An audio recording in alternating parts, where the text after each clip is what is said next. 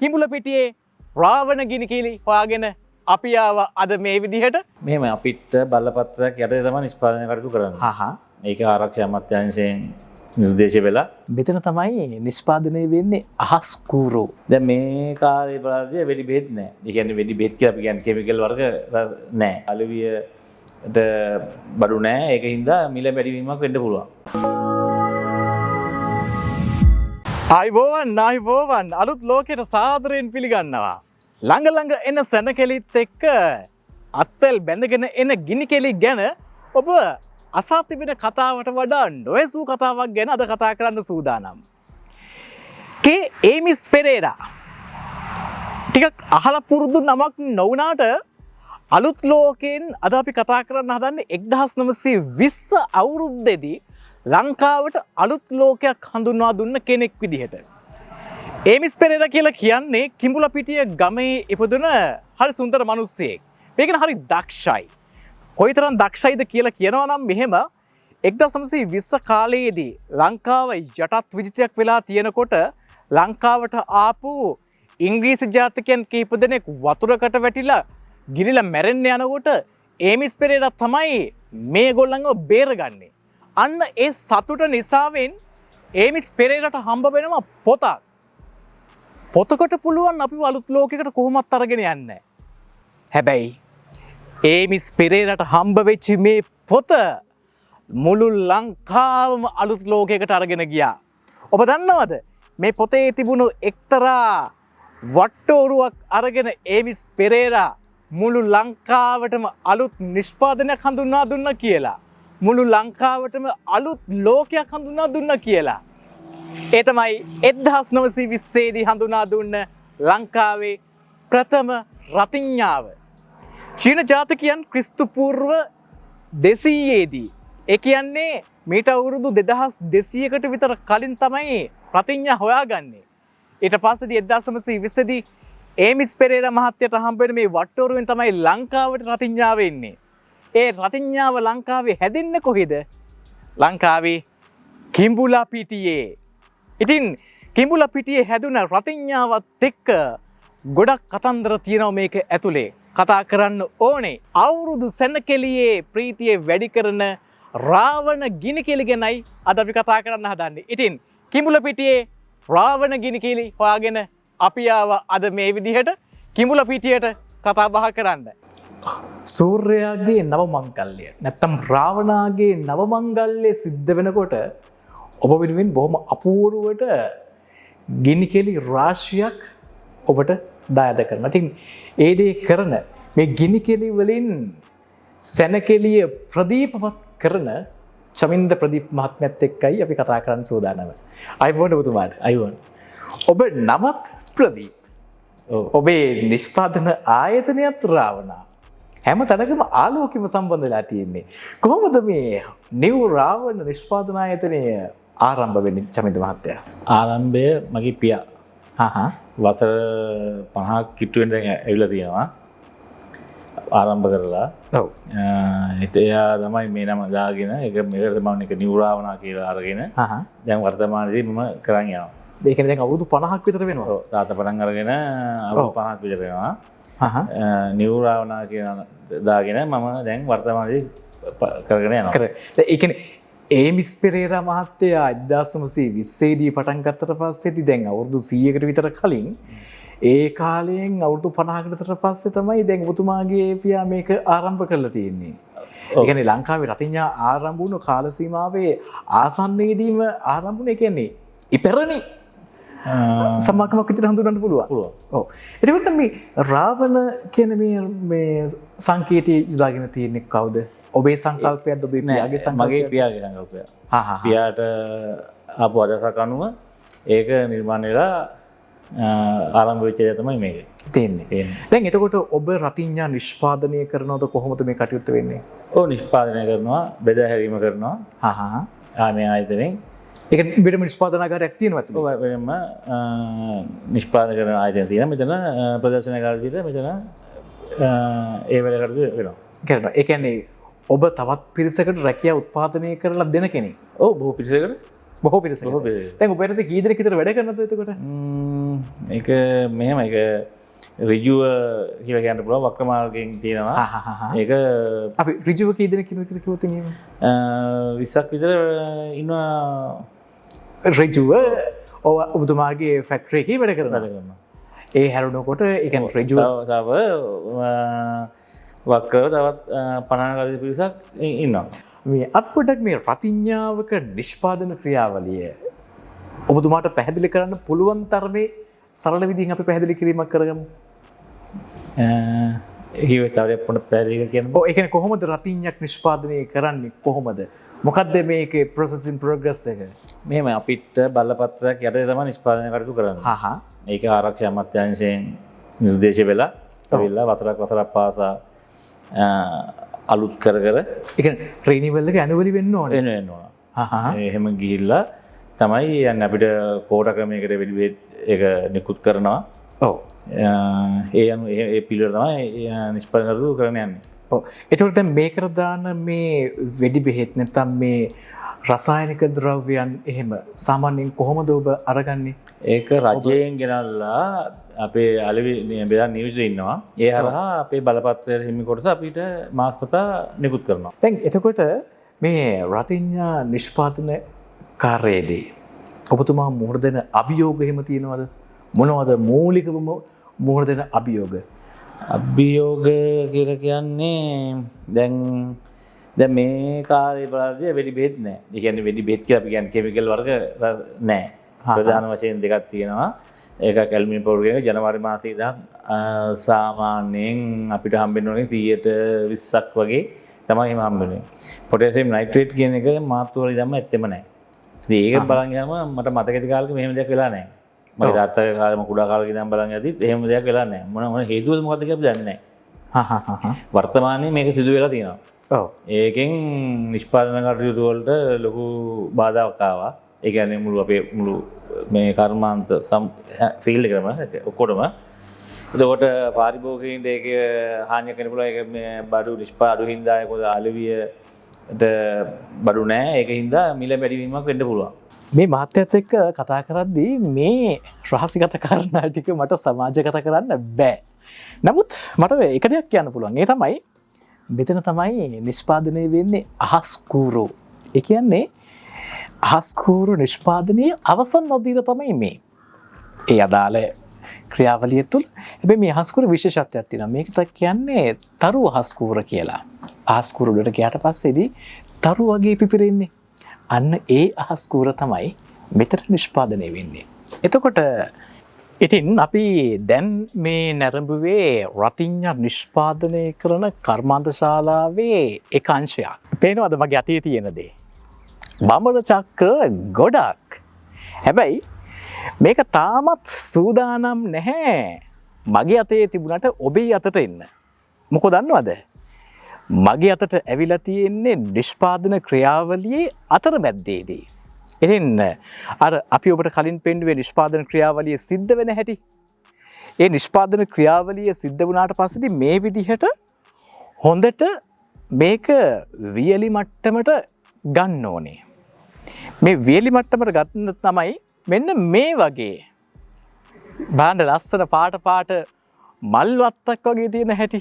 ඉතින් මෙන්න මේ වගේ මේ බඹර චක්‍ර ටික වේලගත්තට පස්සේදී තවත් යම් කිසි කාර්ය පටිපාටියකට මේක නතු වෙනවා. ඊට පස්සේදී බොහොම ආරක්ෂිත විදිහට මේක පැකට් වෙනවා. ඒ පැකට් වෙලා තමයි ඔබේ අතට මේ බඹර චක්‍රය එන්න සූදානම් වෙන්නේ.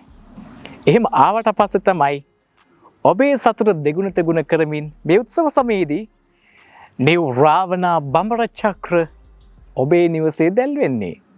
මේ තියෙන්නේ මේක තමයි අහස් කූර වෙඩි නූල පහතට තියෙන එක. ඊට පස්සේදී මේක විසිල් නිලා. මේක විසිල් නිලා එක වෙඩි නූල උඩට තියෙන එක. ඉතින් මේක තමයි මේකේ වෙනස ඔබට බලා ගන්න පුළුවන්. මේක පොඩි ළමයි ඉස්සෙල්ලා ගන්න බය නැතුව ප්‍රශ්නයක් නැහැ. විසිල් සවුන්ඩ් එක එනවා පුපුරන්න මොකුත් නැහැ. නෑ. එතකොට මේ හරි අපූර්ව නිෂ්පාදන රසක්. මේකේ තව මොනවද තියෙන්නේ? ඒ කියන්නේ තව මොනවද ඔබතුමා ළඟ තියෙන නිෂ්පාදන? මේ තියෙන නිලා වර්ග කීපයක් තියෙනවා. මේ කම්බිනිලා මේක දෙන්න මේකේ අපි කියන්නේ ක්‍රැක්ලින් නිලාය කියලා. අර මේ සිල්වර් එළියනවා නිකන් සිංහල අපි චටපට කරලා සද්දයක් එනවා මේක. හරි ඒක ඒකේ විවිධ තියෙන්නේ. කොළපාට නිලායක තියෙනවා. කොළපාට නිලායක මෙතන නායක කොළපාට නිලායක තියෙනවා. ෂෝරූම් එක බලා ගන්න පුළුවන්. මේ අනිත් එක වර්ග එක සයිස් වලට අනිත් නිලා වර්ග ටික තියෙනවා. ඒ විදිහට. එතකොට මේක මොකද්ද? ඔය විසිල් බඹර චක්‍ර. විසිල් බඹර චක්‍ර. කැලකෙද්දී විසිල් සවුන්ඩ් එක එනවා. විසිල් ශබ්දය. විසිල් ශබ්දයක් එනවා මේක පත්තු කරනකොට. ඔක දෙපැත්තට කරගෙනවා. දෙපැත්තටම කරගෙනවා. කරගෙනවා අනිත් පැත්තට ආයි කරගෙනවා. ඒ කියන්නේ අපි පත්තු කරන්න ඕනේ ඒක උකට දෙපැත්තෙන් පත්තු කරන්න ඕනේ එක පැත්තයි. ඒක පත් වෙලා ඊට ආයි ළඟ කියලා දුන්නා. අනිකම එක පත් වෙනවා අයියා. ඊට හැමතර මොනවද ඔබතුමාගේ මේ ලොකු බම්බු වගේ ඒ ඇවිල්ලා මල් වෙඩි අයිටම්.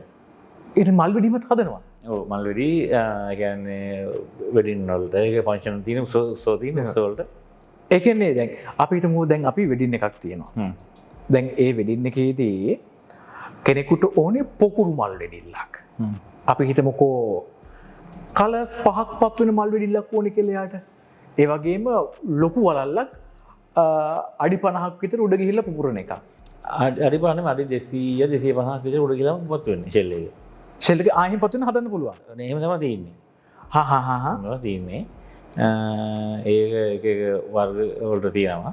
ඒ විවිධ පාට පංගුවක් කියලා ගන්න බැරි එක කෙමිකල් තියෙන විදිහ. එහෙම පාට ගන්න පුළුවන් තියෙනවා. කැමිලි එකකට. ඔව්. ඒ ඕන විදිහට කස්ටමයිස් කරලා ගන්න පුළුවන් ඔබේ. එතකොට දැන් එහෙම කස්ටමයිස් කරලා ගන්නවා නම් සාමාන්‍යයෙන් මේ කොච්චර විතර කාලයක් තියලාද ඕඩර් එක දාන්න ඕනේ? කොහොමද අපි නිෂ්පාදනය කරලා තියා ගන්නවා. ඔව්. හරිද? එතකොට එහෙම බලලා ගන්නකොට නැත්නම් ඉතින් අපිට සුමානයකට වගේ පොඩක් කලින් දැනුමත් කරනවා නම් හොඳ. හොඳ වෙන්නේ. ඉතින් මෙන්න මේ වගේ තවත් ගොඩක් නිෂ්පාදන තියෙනවා නිව් රාවණ ගිනිකෙලි ආයතනයේ. ඉතින් මේ ඇතුලේ බොහොම සංවේදී කතාවක් තියෙනවා. මම කලින් කිව්වෙත් ඒකයි. ඒ තමයි මේ වෙනකොට මේ නිෂ්පාදන ක්‍රියාවලිය අකර්මණ්‍ය වෙලා තියෙන්නේ. අඩපණ වෙලා තියෙන්නේ. මේක නැත්තරම නැති වුණොත් ඉන්නේ එහෙම මෙතුමා ළඟ විතරක් ඉන්න 20ක පිරිසකගේ පවුල් අසරණ වෙනවා.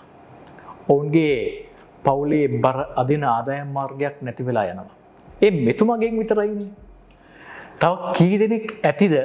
මොකද ලංකාවේ ගම්පහ දිස්ත්‍රික්කයේ වැඩිම පිරිසක් ඉන්නේ මේ ජායල මේ කටාන මේ ප්‍රදේශීයයට සම්බන්ධව පොහොරණ ද්‍රව්‍ය ආශ්‍රයෙන් කරන නිෂ්පාදනවලට ලියාපදිංචි වුණා. ඔවුන්ගේ ජීවනෝපාය මේක. එතකොට ජීවනෝපාය නැති වුණාට පස්සේදී ඔවුන් ජීවත් වෙන්නේ කොහොමද? අපිට හිතන්න ගොඩාක් දේවල් තියෙනවා මෙතන. අපි නොහිතුවාට අපිට නොතේරුණාට ඒ කඳුළු කතාවත් එක්ක තමයි මේ කතා බහ මෙහෙම යන්නේ. ඉතින් ප්‍රදීප් මහත්මයා දැන් මේ විදිහට මේ තරම් ලොකු නිෂ්පාදනයක් කරගෙන යනකොට දැන් ඉදිරිය ගැන මොකද හිතෙන්නේ ඔබතුමාට? ඉදිරියට කොහොමද ඔබේ සූදානම? ඉදිරිය කියන්නේ දැන් තියෙන්නේ සිංහල අලුත් අවුරුද්ද. ඔව්. ඒකිරි දැන් අපිට මේ දැන් මේ මොකද නිෂ්පාදන කටයුතු දැන් ඉවරයි. ඒ කියන්නේ දැන් මේ වෙඩි බේටි ගම්මුන එක දැන් කරන්න පුළුවන් දෙයක් නැහැ. දැන් මෙතනින් සිංහල අවුරුද්දට කියන බලාපොරොත්තුව අතරින් වෙනවා. ඔව්. ඉවරයි. ඊට පස්සේ අපිට ආයේ පටන් ගන්න වෙන්නේ දෙසැම්බර් කියන්නේ දීපාවලි තියෙනවා උත්සවය දෙවි ජනතාව ඉන්න නුවර දිස්ත්‍රික්කයේ ඒක දීපාවලි ඒකට සූදානම් වෙන්න තියෙනවා. ඔව්. නත්තල තියෙනවා. ඔව්. ආයාපනය තයිපොංගල් එක තියෙනවා. ඒ ජනවාරි මාසයේ ඒවට තමයි සූදානම් වෙන්නේ. මොකද මේක එකපාර කරන්න කාලයක් තිස්සේ නම් මේක ලෑස්ති වෙලා යන්න ඕන. යන්න ඕනේ. එකපාරම කරන්න බෑ. ඔව්. ඉතින් ඒ යදී ඒකට දැන් මෙතනින් පස්සේ දැන් වෙඩි බෙහෙත් ටික නොකඩවා ඒ පිළිවෙලට හම්බ වෙනවා නම් අපිට ප්‍රශ්නයක් නැතුව ඒ ටික කරගෙන යන්න පුළුවන්. ඒක ලෑස්ති වෙන්න පුළුවන්. ඔව්. ඉතින් මේ වගේ බාධා ඇති වුණොත් ලොකු මේ ප්‍රශ්නයකට මුහුණ දෙන්න වෙනවා. හැබැයි මේ වගේ සීසනල් පීරියඩ් එකකට තියෙන්නම ඕනේ. තියෙන මොන දෙයක් නෝ නැකතක් කියනවා සිංහලට කියන්නේ නැකත. ඔව්. ඒකට රත්න කරලා කරි දානවා එහෙමනේ. ඔව්. ඒක නැතුව කියන්නේ හැමෝටම එක පාඩුවක්. ඔව්. ඒක පාවිච්චි කරන එකනත් පාඩුවක්, නිෂ්පාදනය කරන අපිටත් පාඩුවක්. පාඩුව. අපි ගාව ඉන්න සේවක පිරිසටත් පාඩුවක්. ඔව්. මේ මාසේ ඒගොල්ලෝ ඕවර් ටයිම් කරගෙන වැඩිපුර දෙයක් කරගන්න මාසෙනේ මේ නැතුව ඉලා තින්නේ. ඔව්. මාර්තු මාසෙ ඉඳන් ඔව්. මේ මාසේ ගාමල පොඩ්ඩක් ළමයි මහන්සියලා වැඩ කරගෙන යන එක. ඒක ඉතින් නැත්තරම නැතුණා. එහෙම දෙයක් තියෙනවා. තියෙනවා. ආදන ක්‍රියාවලිය පිළිබඳවත් දැන කියාගෙන ආවට පස්සේදී නිව් රාවණ රතිඤ්ඤා ගැන කතා කරන්න අපි නිව් රාවණ රතිඤ්ඤා ෂෝරූම් එකට නැත්නම් අලවිසලට අපි ආවා. ඉතින් නිව් රාවණ රතිඤ්ඤා අලවිසලට ආවට පස්සේදී අපිට දකින්න ලැබුණේ ඉතාමත්ම අවාසනාවන්ත දෙයක්. දැන් ඔබ දුටුව අපි කර්මාන්ත ශාලාවට ගිහිල්ලා කර්මාන්ත ශාලාව ආශ්‍රිතව කරන නිෂ්පාදන ක්‍රියාවලියේදී ඔවුන් කොහොමද මේ රතිඤ්ඤාව නිෂ්පාදනය කරන්න කියලා. හැබැයි මේ ප්‍රදර්ශනාගාරයට නැත්නම් අලවිසලට ආවට පස්සේ අපිට දකින්න ලැබුණේ මොකද්ද? එන පාරිභෝගිකයන් ආපහු හැරිලා යනවා Tamanට අවශ්‍ය තරම් ප්‍රමාණයට රතිඤ්ඤ ගන්න හැකියාවක් නැති නිසා. හැකියාවක් නැහැ කියලා කියන්නේ නිෂ්පාදනය කරන්න අවශ්‍ය අමුද්‍රව්‍ය නැහැ. ඒක නිසා පාරිභෝගිකයට අවශ්‍ය ප්‍රමාණයට රතිඤ්ඤ නිෂ්පාදනය කරන්න බෑ. ඉතින් පාරිභෝගිකයා මොකද කරන්නේ? ආපහු හැරිලා යනවා. ඒ හැරෙන පාරිභෝගිකයා ආයිත් මෙතෙන්ට හැරෙයි කියලා අපිට විශ්වාසයෙන් කියන්න බෑ. අන්න එතනයි මේ කතාවේ තියෙන කේදහන්ත තර්ජනාත්මක තැන. මේ කර්මාන්තයට එල්ල වෙලා තියෙන මරු පහරයක ජනවාරි මාසයේ ඉඳලා මාර්තු මාසයේ වෙනකම් අමුද්‍රව්‍ය ලැබිලා නැහැ. හැබැයි කර්මාන්තය තාමත් පණ ගැහිමින් පවතිනවා. ටිකක් හරි පණ තියෙනවා. අමුද්‍රව්‍ය දුන්නොතින් පණ දීලා ගන්න පුළුවන්. ඉතින් ඉදිරියේදීත් නිව් රාවණ ගිනිකෙලි නිෂ්පාදන පිළිබඳව කතා බහ කරන බලාපොරොත්තු වෙන අලුත් ලෝකයෙන් අපි සමුගන්නවා. අලුත් ලෝකයකට පියමන් කරන්න ඔබ හැමෝටම සුබ වේවා. සුබ අලුත් අවුරුද්දක් වේවා.